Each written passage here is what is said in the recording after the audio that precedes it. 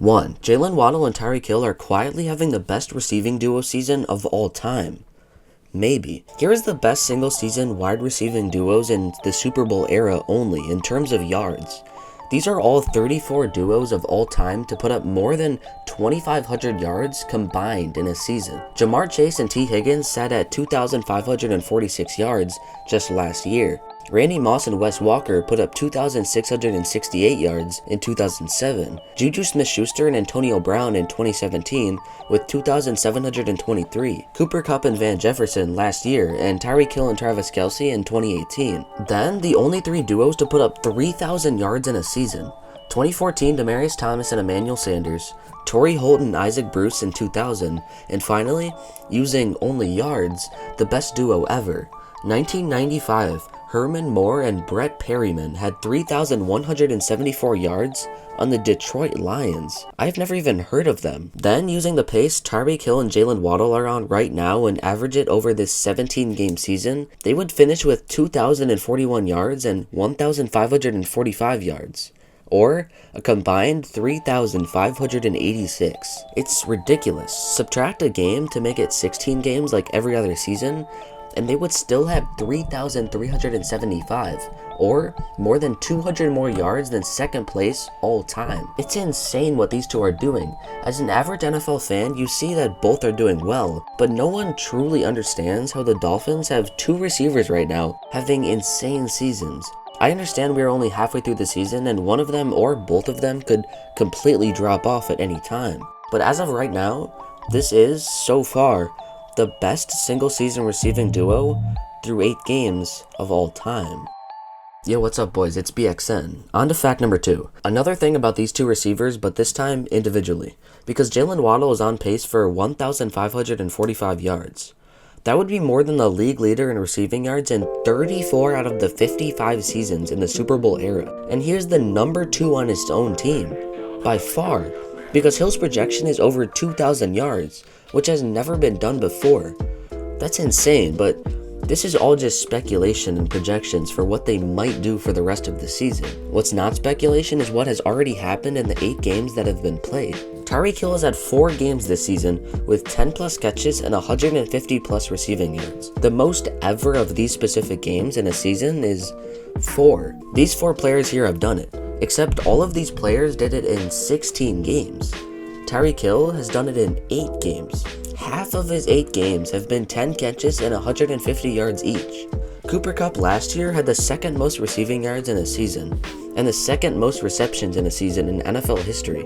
Through 8 games last year, Kupp had 924 yards on 56 catches. Through 8 games this year, Hill has 961 yards on 69 catches. A much better season through that specific time frame, but then, Kupp had 10 touchdowns at that time, and Hill right now only has 2.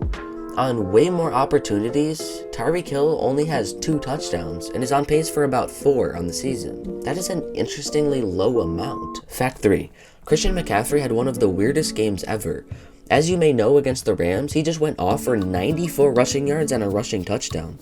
And also, put up 8 catches and a receiving touchdown. So he's a fantastic dual threat, but then, he threw for 34 yards and a touchdown. Rushing, receiving, and passing for 1 touchdown in each category has only happened 3 times before this in the Super Bowl era. 2005 LaDainian Tomlinson, 2001 David Patton, and 1979 Walter Payton. Here are the 3 stat lines for their respective games. LT had the most rushing yards and most rushes, Christian McCaffrey with the most receptions by far, but David Patton, who was the only wide receiver here, only carried the ball a single time and had a touchdown on that carry, had 117 receiving yards and 2 receiving touchdowns, and also threw a 60-yard bomb for a touchdown. Truly, one of the most random role player great games of all time. Because Walter Payton and LT are all-time greats, and Christian McCaffrey is a superstar right now. Then, there's David Patton, an okay receiver for the Patriots in the early 2000s. But still, McCaffrey had one of the most interesting all-around games I have ever seen. You don't see this every day.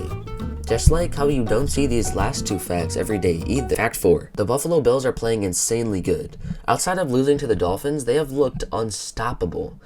They beat the Chiefs and Ravens in close games, and then they blew out every other team. The Bills have scored 203 points and have held opponents to under 98, which makes a point differential of 105. This is 27 more than second place, which is the undefeated Eagles. They are dominant, but are they all-time great type of dominant? Well, here's the 32 best point differentials in a single season in NFL history. Dating back to the oldest team on here, the 1920 Buffalo All-Americans. Yeah, we going back that far. How about the 1925 Pottsville Maroons? Yeah, that was a real team, and they were extremely good too, because they had one of the best point differentials of all time at plus 225. Then there's the undefeated 1972 Dolphins at plus 214, the 1984 Joe Montana-led 49ers at plus 248, and the classic 1985 Bears at plus 258. Then, two of the best teams of all time are far and away from the rest. The 1999 Showtime Rams at plus 284, and of course, the 2007 undefeated Patriots at 315, and also the 1942 Bears, I guess. But these are the best teams of all time. The Bills are at a plus 105 through 7 games. But if they keep this exact pace, then they would finish at exactly plus 255, which is way up there in the all-time rankings, which is already impressive. But then, you realize that almost all of these teams are older teams. When you take away all the teams from before the Super Bowl era, or just all the teams before 1967, you realize how prestigious this achievement is. But then, if you take away all seasons before 2000, then you are left with only 4 teams. The 2001 Rams, the 2007 Patriots, 2012 Patriots, and actually the 2019 Baltimore Ravens. Then, what the Bills are on pace to do. Reaching the top 32 teams of all time requires a plus 210 differential on the season, but it has only happened 4 times this century, which makes it so much more impressive if the Bills do it, and also goes to show how great these teams here are, because the NFL is insanely competitive and even like never before.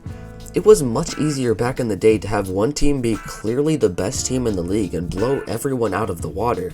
But that type of dominance simply almost never happens anymore. In an era where even the worst teams have an insane amount of talent, these teams, and potentially the 2022 Buffalo Bills, have still dominated.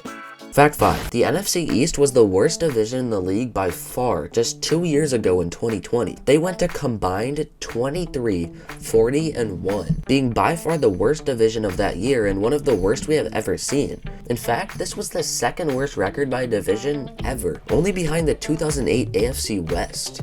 In 2020, Washington even made the playoffs with a losing record at 7-9. Then, just 2 short years later, the NFC East is currently setting records as the best division of all time. Of course, we are only 8 games in, but in the first 8 games, they have the best record as a division ever at 23-8, or about 74% win percentage as an entire division. 8-0, 6-2, 6-2, and 4-4 isn't that bad. Every single one of these teams weren't supposed to be good this year, and so everyone kinda thinks their great records are a bit inflated and they aren't going to go far in the playoffs, but you can't really argue with 8-0, or 6-2 for that matter. If the AFC West had these records, then we would be singing their praises as the best teams in the league and the best division ever. But no, it's the NFC East, who have been the best division through 8 games of all time.